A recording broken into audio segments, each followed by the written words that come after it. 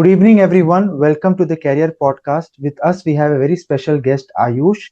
He is a senior product analyst at JP Morgan Chase. He has experience working in digital and finance domain.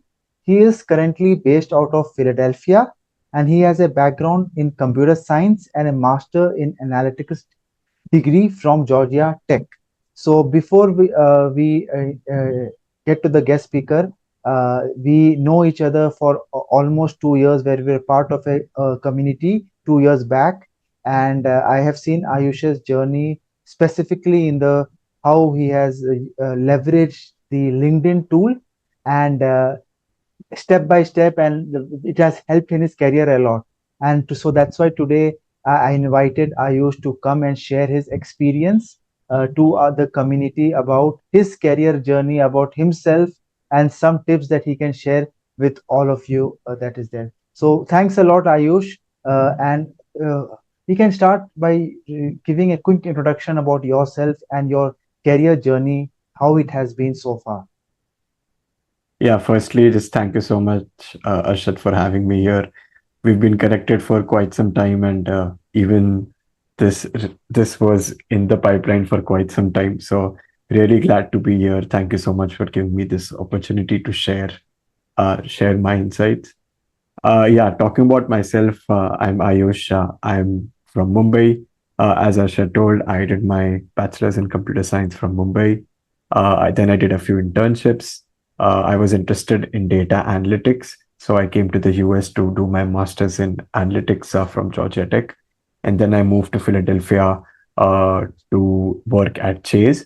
So at Chase, I had a couple of roles. One was doing credit line assignment for consumer cards, so doing all the analytics around that.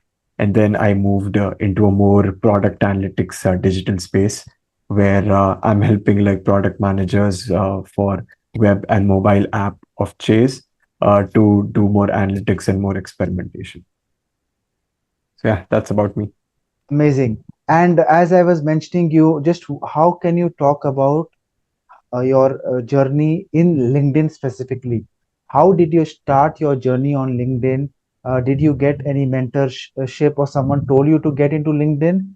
And just describe us your initial journey about LinkedIn, and then we can talk more about it as well. So like the journey started back in 2020 during COVID. So I was supposed to actually fly to the US in 2020 August, but I couldn't because of the visa. That got pushed to 2021 August. During that time itself, I started using LinkedIn a lot. I think initially it was just to learn from others as to what they post about and learn about analytics, learn about data science. But I don't know why I can't recall for some reason even I started posting about it. Whatever I learned, whatever I was seeing, whatever I was reading, and I started posting about it, and then it just became kind of a habit. Because of the benefits I saw of posting. So because of posting, I was able to interact with a lot of professionals in the industry. I was obviously able to interact with you and in the community. So that was super, super insightful. And that really helped me transition into analytics really well because I had a very good idea after that. Like, although I had not worked in the industry full time, but I had a very good idea of what should be done, what you should know, what are the sets you should have, all because of LinkedIn and all because of reading stuff on LinkedIn, connecting with people on LinkedIn, and posting on LinkedIn. And also share me that we had just discussed offline that you were very active on LinkedIn, and that helped you get your break into the career in data and AI in US. So could you tell a little bit more about what you did actually that got attention of your potential employer, and you got an internship, and what happened after that? So, I mean, posting like particularly helped me because it helped me to connect with others in the field. Because if you see somebody very active on LinkedIn and talk about data every other day, you want to interact with that person because you know that the person has been working in the field and has some idea about what he does. Which is why I posted a lot and I got a chance to interact with a lot of people. So like posting did not directly help me get a role, but it could help me as much as possible because I got to learn from so many people. Also, when I was reaching out to people, it helped a lot as well, because if you see somebody post about data content, then you are more likely to talk to that person, because they know that you have a certain background and a certain skill set or knowledge to actually have a good conversation about. So for me, when I was using LinkedIn, I also reached out to a lot of people, which helped me network, which helped me get referrals to different companies, and that also helped me land a couple of interviews, rather than directly applying online or trying to reach out to other people. Yes, this is a very important point that you mentioned. The way you apply for jobs have changed a lot. If you are just applying to career boards or LinkedIn jobs without having this approach that you mentioned, it will not lead you anywhere because the competition is very high, and you need to stand out, and you need to have a good LinkedIn presence, and especially in your field that you are working at. One more thing, like I know So you I had, can just add something yeah, here. go ahead. Sorry, I can just add something here. So I had actually tried like a lot of different things. I tried directly applying online, which did not help me a lot. I even tried a lot of cold emails, which I was very unsuccessful at. Like I thought that it could help, and I've seen a lot of other people get some success with that, but it did not help me. Like it's possible I was doing something wrong in my approach. So I tried that as well. But I mean, networking was the one that actually clicked for me and actually helped me get a couple of interviews. So definitely can't emphasize enough the value of networking through LinkedIn, or even tapping into your alumni network, or talking to your professors and talking to people in the industry. Like that helps much more than anything else. Yeah. Follow-up question to what we just discussed is, like, what is the strategy that you in have while you connect with people? You have any, as you mentioned, people who are active, but is there any strategy, like if you are applying to a company X, then you also look at some of their employees and start engaging with them, and then you send a connection invite, and because this is one thing that many of my mentees tell, that they send connection invites but they don't get any response. So what was your strategy of connecting with employees of your potential employers? How did you go? You had anything in your mind? You had any best practices that you want to share with the community? Sure, sure. So there are a couple of things here. So one thing that also worked for me was connecting with alumni of my same program or my same university. Because so this is something that I have experienced. This may or may not be applicable for everybody. At least for me, what I saw was that the chances of me getting a reply from my alumni, the same program or the same university, were much higher as compared to everybody else. So when I wanted to apply to a certain company, I tried to see if there were people with the same background, with the same university and the same background I had, so that I could reach out to them. And yeah, again, the chances of them replying to me were much higher as compared to anybody else. So that's something I did. And two, something that I did was trying to make my connection request as personalized as possible. So in case you see any particular interesting project or interesting experience listed on the other person's profile, make sure you mention that in your message, because yeah, I mean, if they see that, then they would know that, okay, this person has done the homework, he has gone through my profile, he found this interesting, maybe I should reply. Because if you send a general request to everybody, uh, the chances of you getting a reply are super low. So just to give you an example, so randomly I had seen somebody mention about chess on their profile, and I am a big, like, I love chess, I love to play chess. So I happened to mention that in my connection request.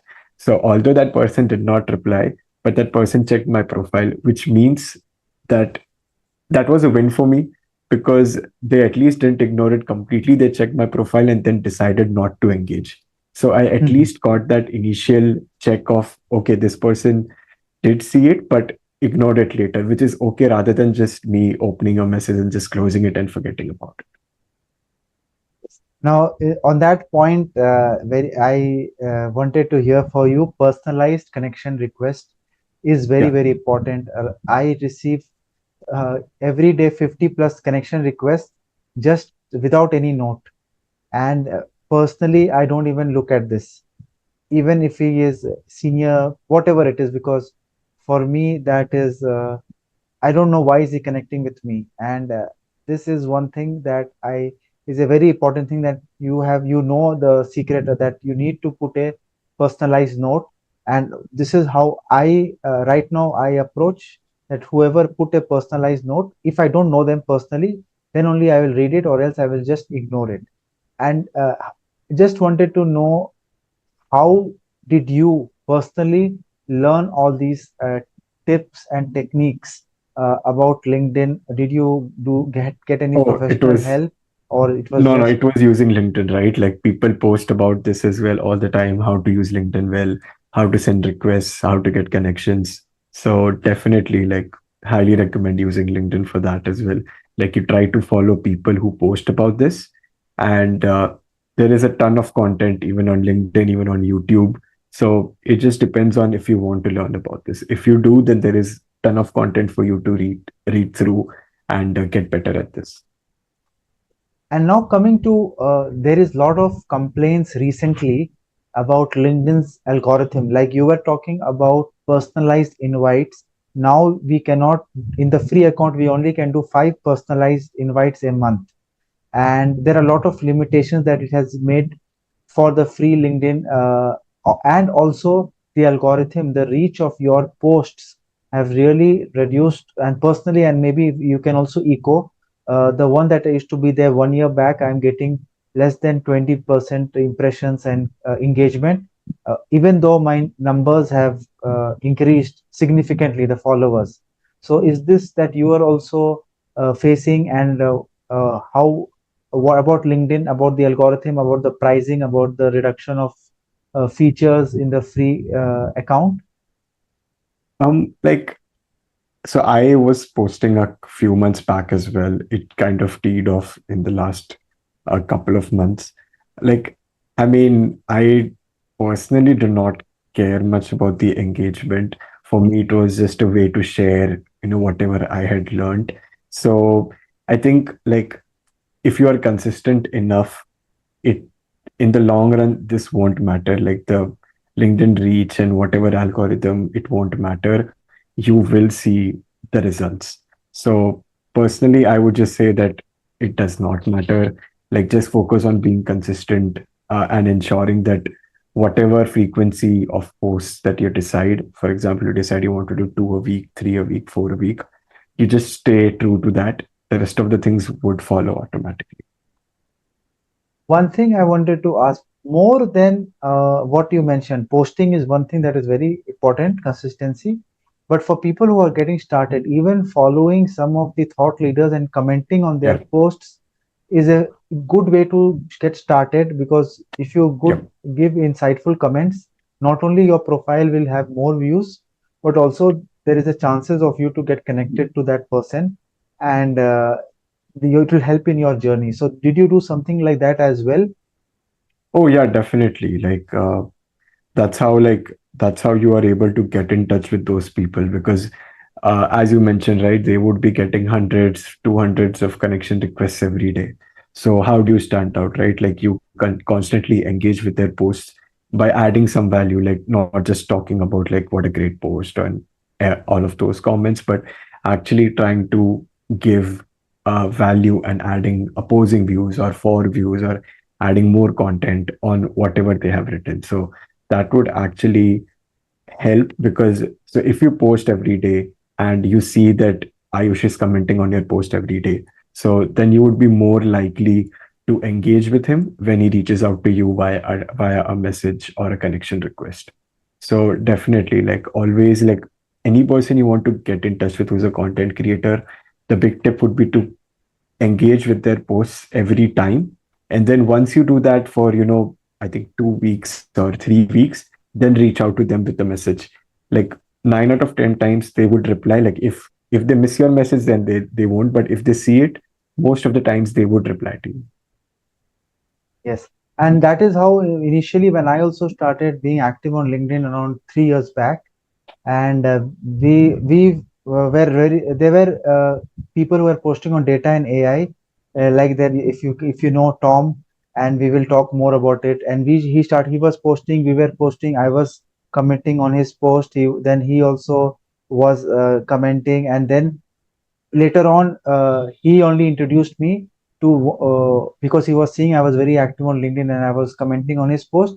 And then he introduced me to his the small community that he had built, where I met Ayush. So this is how it was my journey. Like I do not know that Tom had a particular small group where he is engaging or whatever is he doing. But when he saw me on LinkedIn very active, I was very active on his posts, because he used to share data science topics in a very simple manner, and this resonated with me, and I also started doing that. And he also liked that concept, and then we got connected and we became very good friends. And not only Tom, Ayush, there are many people who I have never met physically, Ayush, till now, but we are LinkedIn buddies. And like that, we have Tom, and Tom also was one of the early podcast. He had given an interview as well with me. So this is how we have grown, not even knowing each other physically, but LinkedIn is connecting us, and this has been very good journey that we are learning from people out there.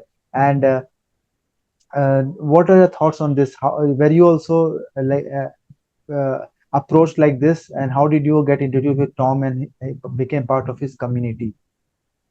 Yeah, difficult to recall right now, but it's probably because of that. Like you just Yeah. connect with somebody who was already part of. Yeah, I think it was something like that. Like I was connected to somebody already part of his group, and then that person introduced me to Tom and everybody else to you and everybody else. So I think it was just via somebody else. So I think that's how Yeah. connections work, right?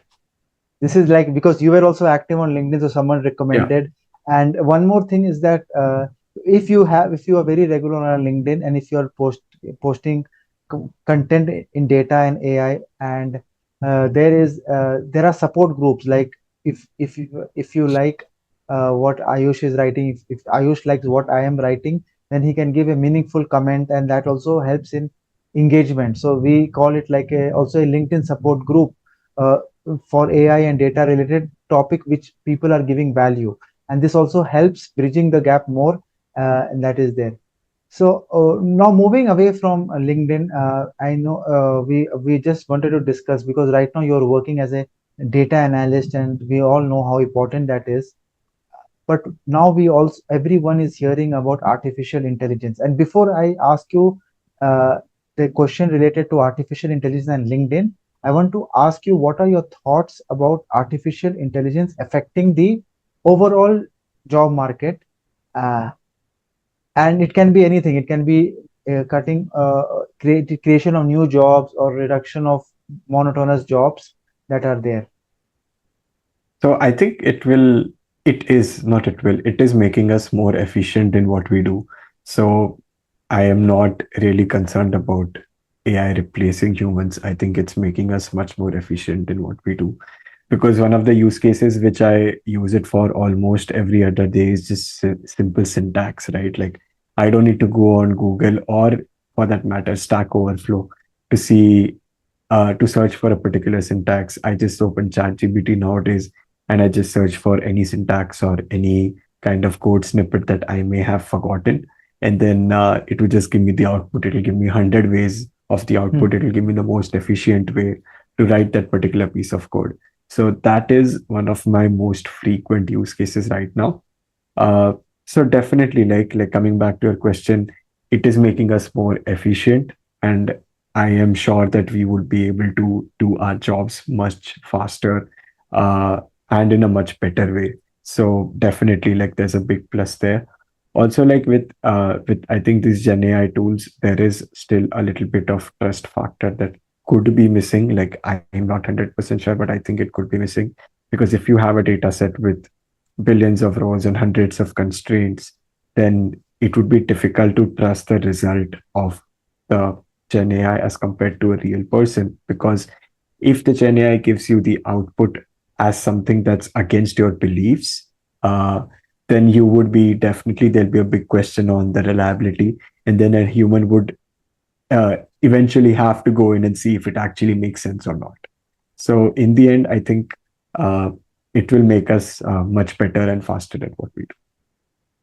And now taking that same question, how do you think uh, this technology, the generative AI, the one that you mentioned, has made the LinkedIn journey? When I say LinkedIn journey, the content generation, the reaching Oh, out to like, people, yeah, making like, personalized notes, yeah, right, like better. personalized notes. But I mean, so yeah, if you read something, you will be able to figure out if it's generated by some of that tool that is generated by an actual person. So not very concerned about that, because you can do it once, you can do it twice. The third time, everybody will know if you've created it using one of those tools or done it yourself. So not very concerned about that. And eventually, like, if you keep doing that, then nobody will engage. And if nobody engages, you more people won't see that post. So I am not very concerned about that. With personalized requests as well, I think any text written by a Gen AI tool is more or less easy to figure out. So I would just say that, yeah, not concerning for me. Like, people who are using it would not get eventually the replies or the engagement that they're looking for. So it does not matter much. So your message is to limit the use as much as possible. So take help. Like, I Yeah. think, yeah, you can take help on, for example, what should I talk about in my message? Like, if the AI is able to figure out that, oh, this part is interesting about this person's profile. So maybe you can take help with that. But drafting the actual message, yeah, that shouldn't be the AI, it should be you. So it could help in figuring that one piece, but the final piece has to be done by you. As you rightly said, we can use it as a assistant tool, but the Yeah, final has to be written by you. You can get ideas, like you can generate multiple hooks, you can generate yeah, versions, and then you have definitely. to Yep, personalize it. That is yep. there. But right now, personally, what I see, maybe if you can, you also are echoing that.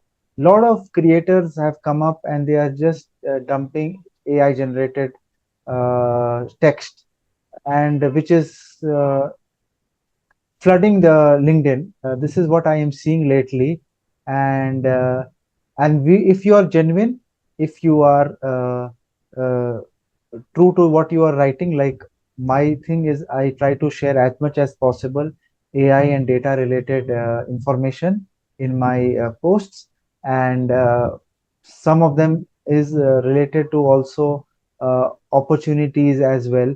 And research is really helping. These AI tools are helping in doing research, and but the final thing is the way I write it, personalize it, is something everyone should take care of, because you cannot use a lot, because it looks, as you mentioned, right? Right now, what I'm seeing, maybe you will echo with me, Ayush, is a lot of emojis are coming in every line.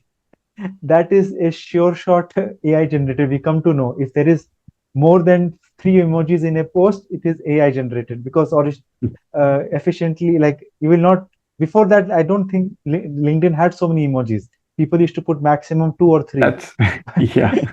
Yeah. No, that's, I mean, that could be people as well. Like, but uh, how I generally figure it out is just reading the post in general. Like, number of emojis is okay because there are people who add more, there are people who add less. Things change over time, but the text in itself is quite easy to figure out. So now, Ayush, I wanted to know, because many of our community members are trying to use LinkedIn to get a job and internship. So do you have, I know you briefly talked about it in your interview, but if you could give few tips that for specifically the people who are seeking out for opportunities, it can be an internship or job, what they should start doing. It can be anything. It can be related to LinkedIn or their preparation or making the proper resume. So don't only limit it to LinkedIn. Any tip that you would feel that a right now a job seeker should incorporate in his daily routine? So, one thing I would say is do a lot of projects. Whatever field you want to be in, like analytics or data science or ML engineer, whatever you want to be, definitely do a lot of projects because that will give you a lot of exposure as to how what a real data analyst or a data scientist does. So do as many projects as possible. As far as LinkedIn goes, I would say uh, have a complete LinkedIn profile. Do not limit it to what you have mentioned on your resume. Add more stuff. On your resume, you have a one-page limit, but on LinkedIn, you do not. So on your LinkedIn profile, all your education, all the experience, all the details about the experience, all the details about your projects, each and everything should be there. Because if it's not a complete profile, then even if you reach out to somebody, that person may check your profile and be like, oh, this person hasn't even completed, like doesn't even have a full LinkedIn profile or a proper LinkedIn profile, then they may choose not to reply. Which is why, like, that is one of the first things you should do when you are on LinkedIn is have a good profile. And yeah, the third thing would be obviously like network as much as possible. Networking could be, people from your old company. You should always be in touch with them and see where they are. It's possible that they may be able to help a role in the land you or help you land a role in the future. Do that, and even people who you're studying with right now, even they have their own networks, and you should always try to see if there's anybody they know who could help you out. And three, of course, directly try to reach out to people on LinkedIn because networking will help you not only land a role but also grow as a data analyst or a data scientist because you will be able to figure out, okay, this person is doing so and so using these technologies, so is there a way I can learn that and I can incorporate in my day to day? Yes, and I think one thing also you talk very good about projects, and also now because today's topic is also revolving around LinkedIn, try to talk about the projects as well on LinkedIn posts. Yeah, Try to create a short demo video, talk about it, share your GitHub link, talk about it, and this really gets you a lot of eyeballs. This is what I yeah. have seen that is there. So, Ayush, before we end today's interview, you have any final thoughts or comments about the interview or any message that you want to give to all the listeners out there? So I would say just be consistent and practice what you're doing, be it projects, be it reaching out to people on LinkedIn, be it posting on LinkedIn. Just try to be consistent because it will take time for you to land that first role. It will take time, first role or subsequent roles that you're trying to find if you're already working. So be consistent and be persistent. It will help you and you will get there. Thanks a lot, Ayush, for joining us and giving your valuable time and insights to the community. Thank you very much and have a great day. Thank you so much, Ashad. Pleasure to be here. Thank you.